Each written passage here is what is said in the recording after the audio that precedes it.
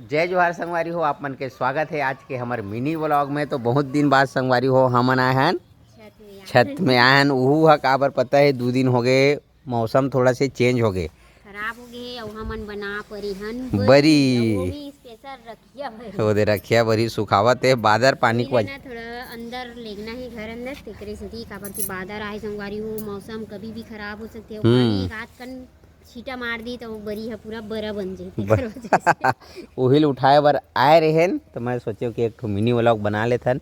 ये संगवारी हो हमर मन के मरार बारी ये अभी एकदम हरा भरा भरपूर है काबर की अभी पानी हवे भाई मतलब कोनो में धनिया पानी दिखे और एकदम फसल भी एक नंबर होथे। कोनो में धनिया है, कोनो में नवल गोल है, मिर्ची भांटा थोड़ा थोड़ा सब।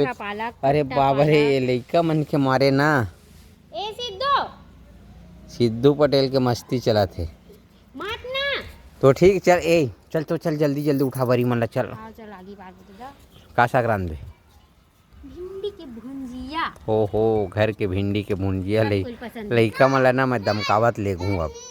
तो ठीक है संगवारी हो बने रहो अपन हमारे साथ में, मिलबो नेक्स्ट व्लॉग में।